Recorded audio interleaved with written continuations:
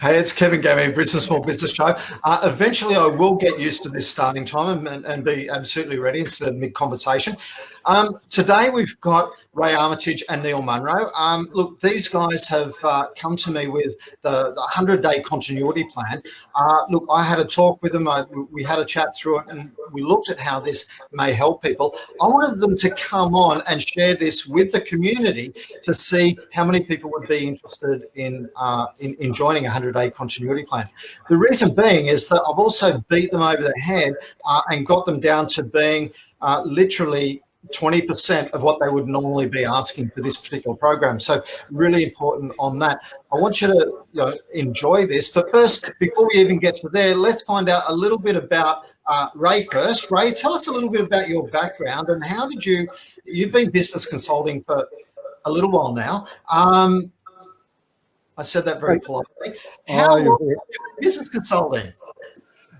Thanks, Kevin. I've actually been consulting to businesses for over 20 years, so the grey in the hair is not a rinse. I've started our own businesses back in 1990, and since then we've built and sold 2 businesses in the financial services sector. And along the way, we were providing business consultancy, and one thing led to another, and that's all I do nowadays is providing business consultancy, business advisory to business people in Queensland, Northern New South Wales. Fantastic. So it's a fairly wide area that you do cover. So you cover the entire Brisbane small business region, which is absolutely fantastic. You've also teamed up with Neil Munro. And Neil, I had the pleasure of meeting you over at one of the chambers of commerce, the Southeast Brisbane Chamber of Commerce, and we started to have a chat. We found that we had some stuff in common, and then all of a sudden, Ray turned up, who'd been referred to me by someone else as well. So obviously, it was all meant to be. We're all very keen on small business. So tell us a little bit about your background, because it's very, very interesting. You've been around the world, literally. Yeah, so a world tour, literally. So worked in 14 countries and lived in 5. Settled in Brisbane now with my beautiful Queenslander wife, and you can probably tell by my accent I need to develop that a little bit more. But my whole background has been business strategy, turnaround, growth strategies. I've got a real passion, and I know you have, Kevin, and I certainly know Ray has as well, for helping shine a light and helping people come out of the other side of challenging business situations, which, we all know what we're up against at the moment. Absolutely. Look, I've been spruiking this for a little bit. I think there are 3 phases that we're going with our whole COVID-19 scenario. We've got the first phase of shock and awe, literally where announcements were coming out. It seemed like twice and 3 times a day. We've gone through that. I do believe that, with all the legislation that was passed just prior to Easter, there's going to be a great slowdown in massive change. It doesn't mean that the world's not going to continue to change. However, the change will be less government-led and more led by businesses and community groups, and that's a really important point. Then we're going to have a transition phase, because this could be lasting anywhere from, a couple of weeks, and we're at a couple of weeks stage now. It could be 6 months, it could be longer. They're talking about a real fear about if we let everybody out before the cold and flu season, then all of a sudden it's going to spread and be much more ferocious than our first wave. And so we really don't know. But a lot of people in government that I talk to, and a lot of people who are working for different politicians, a lot of them are talking about September, October, November before we're back to a world that we would say looks like the world that we entered with. But I think there's going to be a few different mindsets around work, and I think a lot of them are going to be really, really positive. One for me is going to be managers are going to be more used to managing for results and outcomes as opposed to managing for you're here for so many hours, and that's really cool. And people are going to have greater flexibility around the workforce. So I think those 2 things are going to happen. They're my basic predictions, but you didn't have to be Nostradamus to come up with that. That being said, Ray, over to you. This is all about you. Thanks, Kevin. All about Neil and I, but I'll lead the presentation. So the big thing that's happening for everybody, of course, is change, and because of the conditions and the environment, change is compressed onto us. So we are promoting an action plan, a way of developing an action plan so that you know exactly what you have to do week by week over the next 12 weeks or 100 days, calling it a continuity plan. And let's launch in and have and work our way through it. So to lead in times of uncertainty, we're focusing on 5 decisive steps or 5 decisive actions that you should be taking. There's a workbook with this presentation that we have, and we take our clients through the workbook. And at the end of this presentation and the workbook, if you're working along with us, you can actually have your own customized action plan for the next 12 weeks about what you need to do in your business. First thing to think about is there are 5 decisive steps to take on that. We will actually make those workbooks available for people as well as the slides after this particular event. Excellent. Oh, that's excellent. Thank you. So the first the thing to focus on is cash flow. What we're talking to people about is getting additional credit for yourself and for your business. Now, what I mean by that is I'm advising people apply for everything, get everything. You don't have to actually go ahead with it, but apply for it, get it, and have it up your sleeve. So that's going to, for most of us, that'll need us to be able to go back to our existing lenders and talk to them about what else we can get in finance, have a look at what all the government subsidies and the government loans and everything else is. We also, for some of the businesses, we need to look at how we can get some other finance to help us go in a certain direction, maybe acquire something or maybe to grow. So we do need to be thinking about how we're going to be working with our lenders, our financiers, and getting ready for government. Next thing is obviously, that's an easy one, delaying any capital expenditure and maintenance that you don't absolutely need to do. And the third one is push for extended terms from key suppliers. With all of our clients, for some of them, we've even helped them. We've picked up the phone and we've talked to all suppliers. We've extended the terms of their repayments on whatever they're supplying. We've also helped our clients go to their landlords and to negotiate a landlord package that'll get them through these times. And for some of them, it's half rent. For some of them, it's even a rental holiday. It depends on the landlord and on the client. So in our workbook, if we're having a look at our workbook, this is the first page of the workbook. And let's just, you'll see there's some columns there. What have I just done? What has to be done now? What has to be done next? And what can I do later? And let's just work our way down through some of the items that we've put in, and you can add to these. This is a fluid workbook. So very first thing everybody in business should be doing right now is doing a statement of financial position, a current statement of financial position as of now. I don't know too many people who can accurately tell me what their assets, liabilities are, what their income and expenditure are. And just even doing that can help you get a fair picture about where you're really at and what you need to focus on. Get out there, collect your debtors, get on the phone, chase them up, get them on the payment plans, think of ways of getting them back in, and go out and talk to your creditors. In this climate, most people are negotiable. Even the ATO is negotiable at the moment. So, so that's something that you can be doing is going and talking to everybody and negotiating extensions and whatever. In fact, what I've been told by accountants at the moment is the ATO have never been more flexible in their lifetimes. They were very flexible around GFC. They're even more amenable right now. Absolutely, absolutely they are. And so it's worth going and if you're starting to fall a bit behind in the second half of last year or something cropped up, if ever there was a time to go and talk to them, it's now. Get your accountant to help you. Contact your landlord. I was telling that story before. Get your accountant to help you with some cash flow forecasting.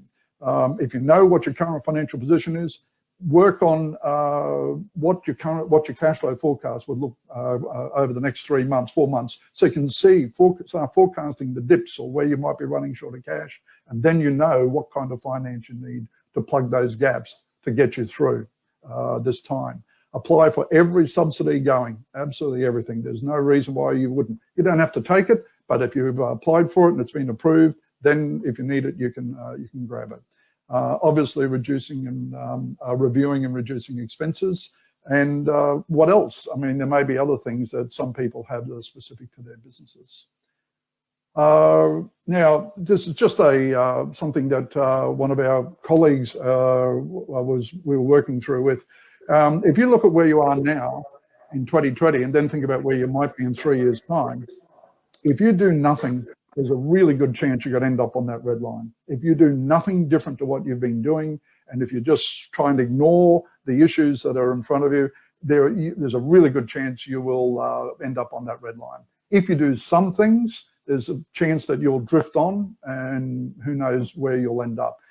What we're saying to people is take the time now, focus on the task you need to focus on, get on top of your business, grab it by the throat, make some smart decisions, do some smart things, and you'll strengthen your business and be ready to grab the opportunities that are coming down the track.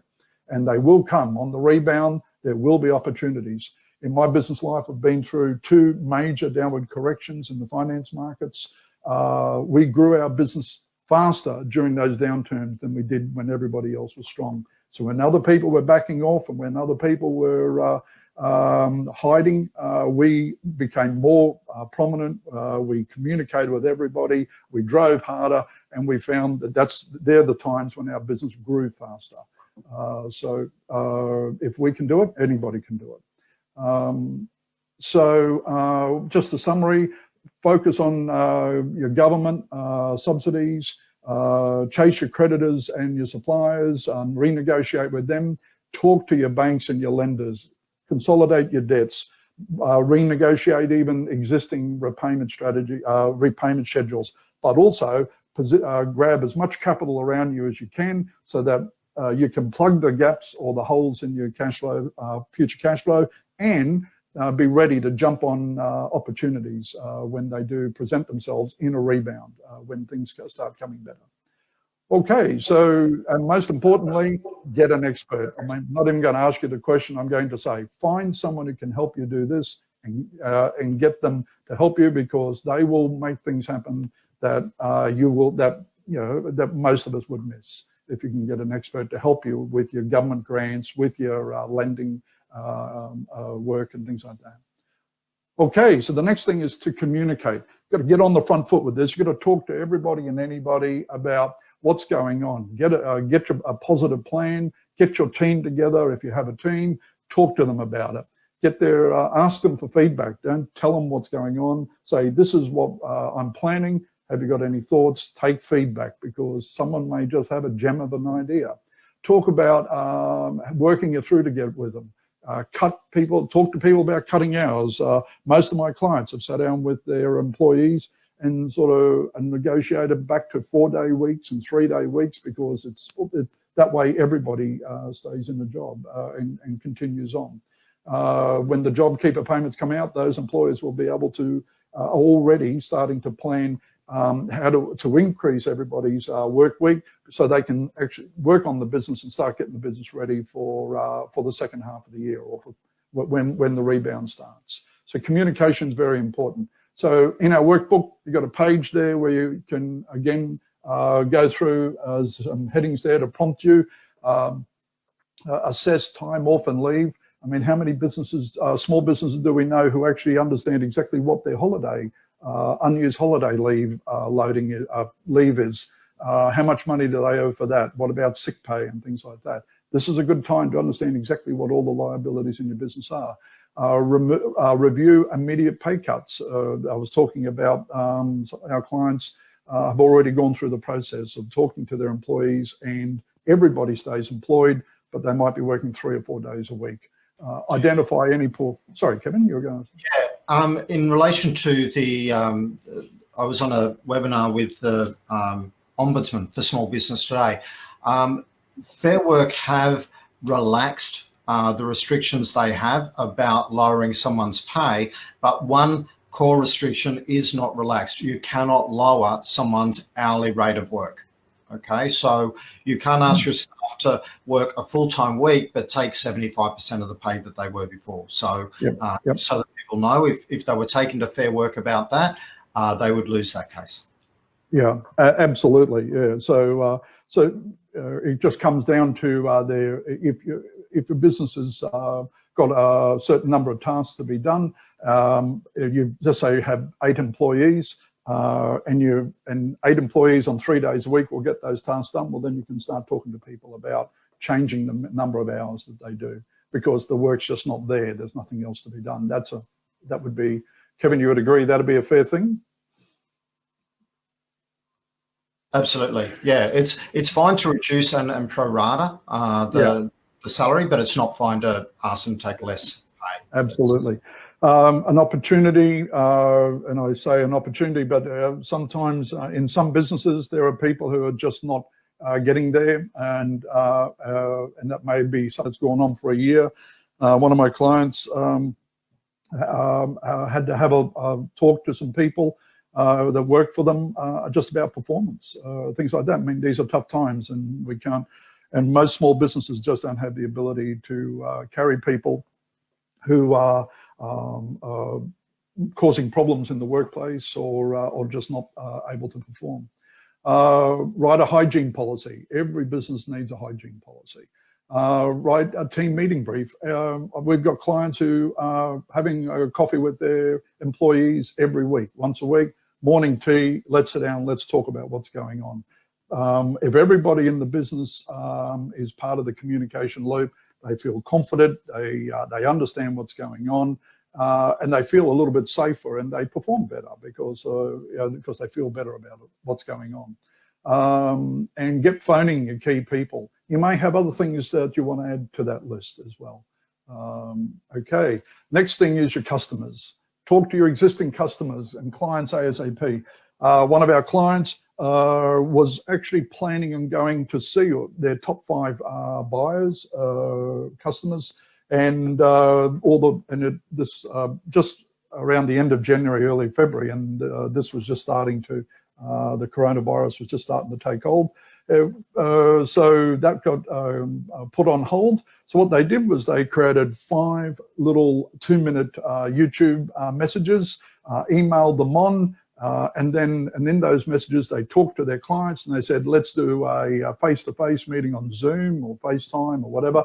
And they've had those meetings, and they've been able to talk to their 5 largest clients about what they need to do over the next 6 months to work together to get through it together. Which was an excellent outcome, it really was. But it was just clever the way that they thought, well, since we're not hopping on a plane and going to see them, let's send them a little YouTube video. I thought it was very clever. I'm sure there's other technologies and apps out there that would do just as well as YouTube. Your profitability relies on keeping your existing clients happy. And again, need to talk to them. And like that particular client, what came out of some of those conversations was the people said, look, we don't think we need those lines anymore, but we need other lines. Can you get that? Can you organize those for us? So they're actually changing what they're delivering to their customers so they can keep their business rolling. And the magic is always over deliver on your clients' expectations. So they just won't want to let you go. So again, we have a page on this in our workbook. So first thing you need to do is identify key customers to contact. How many of us have sat down with our, one of the businesses, they had 18 clients, and we broke them up into A's, B's, and C's, and we then identified how we're going to contact each one and what we were going to talk to them about, things like that. So you identify your clients, and then you go and talk to them. Be amazed what comes out of those conversations. Write an update for your clients, and just use what comes out of your team meetings. Assess what additional help you can offer for your customers and your clients. So actually, one of the most important questions I would be asking my customers and clients is, look, we're all doing it tough. What can we do to help you?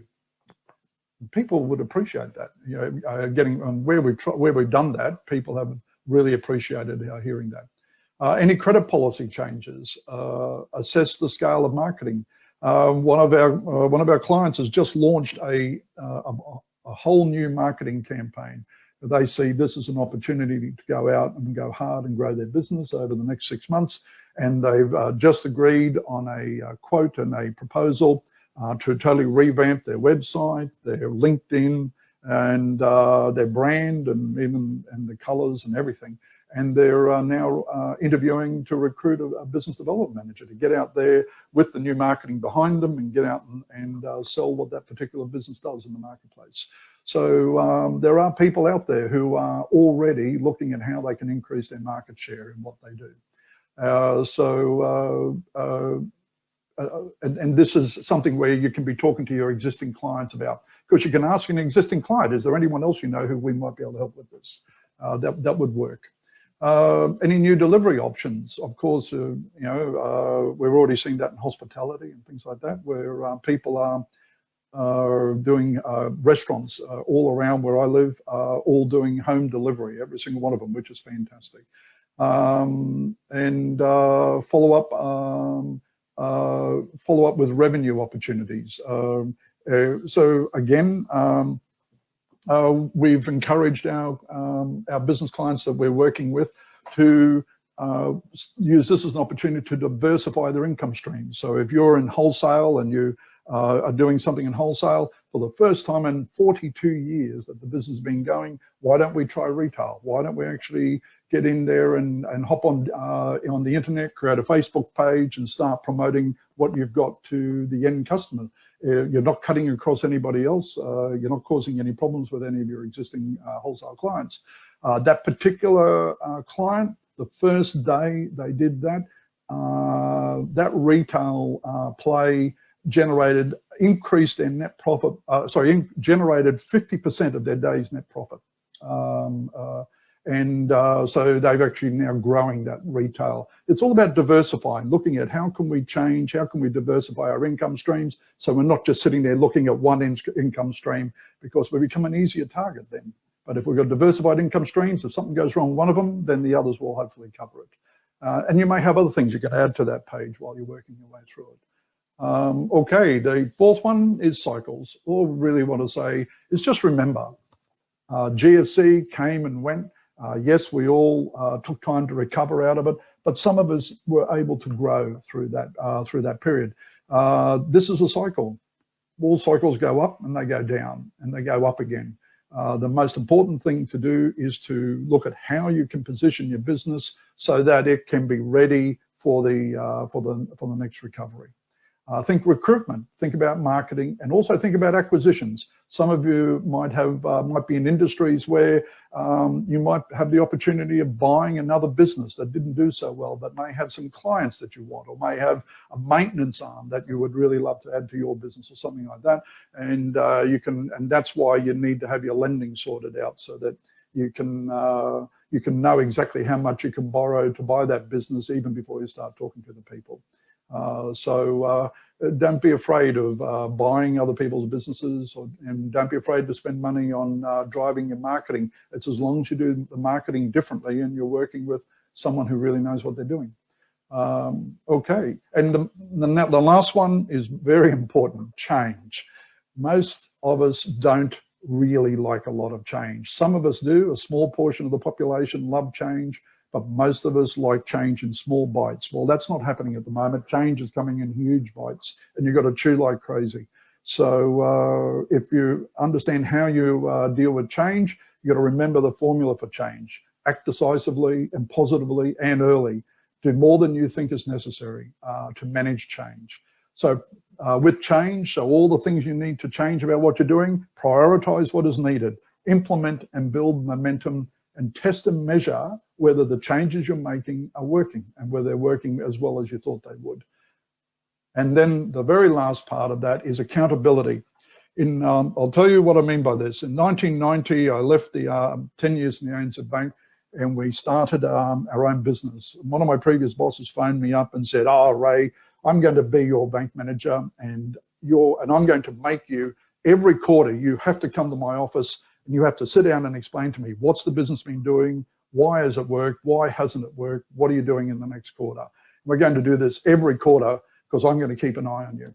And we did that for 8 years. For 8 years, every 3 months, I went and sat there with handwritten notes, 8, 9 foolscap pages of handwritten notes. And he always said, why isn't that working? Why did that work? Why didn't that work? And the magic button that he knew he could press of mine was, you'll never make this happen the way you think you're going to make it happen. And of course, I decided to show him I could. 8 years later, we sold that business it was bigger, it was better than we could have ever imagined, and we sold it. In fact, when we went to sell it, we had 9 companies actually all tender to buy that business office. And that was pure and simply because every quarter I made myself totally accountable to somebody who knew how to press my buttons and get under my skin. And it made me look harder at all the people in the business. It made us, and I wasn't the only owner of the business, I was a partner in a business, but that accountability was a really big reason for our success. So, and that's actually why I started doing it for other people, because I realized what it did for me, and I just started providing that kind of service to our business clients. So accountability is very, very important. So your game plan. So going back to our workbook, this is another page in our workbook. So let's build your game plan. What we want to do is want to talk about what we need to do now, when we want to have it completed by, what we're going to do next, when we're going to have that completed by, and later. And these pages, you can have 3 or 4 of these pages. And what I want you to do is to write down the tasks of things that really need to be done to drive your business to be as successful as it can be in these conditions, to be the best it can be, and be ready to move forward when the rebound happens. Then the last page, I think it's the last page of our workbook, is where we then start condensing this down to just breaking it down to themes for the next 12 weeks. So in your first theme, you might actually sort of say, well, we've got to find all our figures, do a financial assets and a financial statement, assets, liabilities, income and expenditure. We might be talking about then developing our action plan, our continuity plan. And then we might have a couple of weeks for that. Then we can talk about, by week 4, we may be saying we need to start brainstorming and what we're doing, and then start talking to our people. And as you can see by that page, you can actually develop a 12-week, so you've not only got the actual task, but then you've got the theme of each of the weeks, so that you're saying, this week I'm focusing on this part of my business. And you can complete that. So at the end of working your way through the workbook, you've identified all of the areas that you need to work in. You've identified the tasks. You've prioritized them in an order that you want to do them, and then you've also got your theme. Now, you have a think of this: is that go to the Queensland government to get the government loan. They'll want to see something like that. Everyone wants going and talking to your lenders. They will want to see something like that. What everyone wants to know is, well, that's great. How are you going to survive now, the next 3 months, 4 months, 6 months? How are you going to survive that? And if you can walk in and have a plan that comes out of that workbook, you're a long way ahead of someone who walks in and says, well, okay, it's all in my head. So this is the best way to show other people who need to see that you're on top of it and you've got this. Okay, so next steps. After much beating over a head with a cricket bat, Kevin has managed to get us to offer for everybody watching this a free, no cost, no obligation, 1-hour session with Neil and myself, doing one-on-one with you on working on your continuity plan, on your action plan. So Kevin's convinced us to do that, and we're happy to do it. We love helping people. There's a lot of satisfaction in helping people turn things around. And so our offer to everybody watching this is you can register through Brisbane Small Business Group, through Kevin, and we're more than happy to go through your continuity plan with you in a no cost, no obligation session. Okay, so that's all about continuity plans, and thanks everybody for listening. Back to you, Kevin. So thanks, guys. Thanks very much, Ray. I really do appreciate that. It is a fantastic opportunity for people to have that one-on-one with you, to find out, you've got so many years experience, as does Neil, in helping a great variety of small business owners, and find out if this is something that's right for them, or at least getting started on the right track. And that's really what this is an opportunity to do. To start with, we'll get you to put a comment below here in the feed, and let us know if you're interested in doing that. We will also add some links to some landing pages in relation to getting both the workbooks and even a video of this recording, if you would like that, so that you can go through the process again and start filling that out for yourself. But the most important thing, I believe, is to talk to somebody. At the moment, we have so much change all thrust upon us all at once that it's really easy to go, hey, I've got this, and be suffering in silence. Please don't do that. That's why Brisbane Small Business is here. The reason it started was because of my reaction to what happened through the GFC, where I didn't have that support network. I didn't have people that I could reach out to, or I didn't want to reach out to people because of what I felt was going on. Basically my recruitment company went from being $3.5 million to, under 500,000 in a heartbeat. When you've still got 15 staff, those numbers don't quite stack up. I felt a lot of shame about what had happened with the business, and I don't want other people to be going through that, because it's not you. This is a very fast changing world. So please reach out and get that support.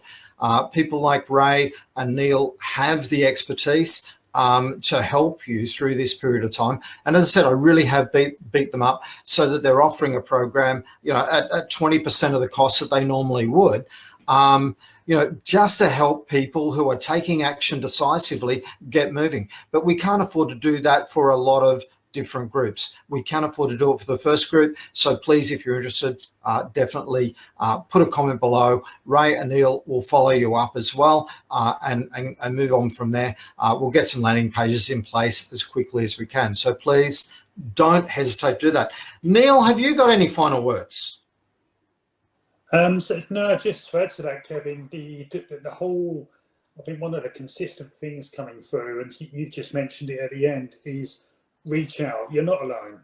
There's people out there, Ray, myself, you. It doesn't matter if it's us or not, but you reach out. There's experts there who can help you. There's a minefield, particularly navigating your finance at the moment, which is, most business owners, have a degree of knowledge in finance, but unraveling the spaghetti of dealing with banks, lenders, even suppliers and so on can be a huge challenge. And sometimes it's easier to use someone else to negotiate with one of your suppliers than doing it yourself and having that emotional attachment. So please keep reaching out. We're all not alone here. Absolutely. So thanks very much. Ray, thanks very much for your time today and for sharing your knowledge and for sharing the program. Look, a lot of people would be scared about doing that and sharing, a program that they're going to take people through and basically laying it bare so that people know exactly what's going to happen. The one thing I can promise is that from the start of that quarter through to the end of that quarter, you'll come out a completely different business. You'll come out very focused and very much all the fat will be trimmed away, all of the waste will be eliminated, and you'll come out really ready to do that, and working in a group, working in a team, so that you don't have to have every single idea. You don't have to be everything, because others around you will be helping you as you're going through this particular program as well. So please consider helping yourself. That's all I ask you to do. So Ray, any final words? Mate, that was well said. Help yourself. Please help yourself. I love that. Thank you very much, Kevin. Thanks for the opportunity, everybody. And thank you. Thank you too, Neil. Bye now. Bye.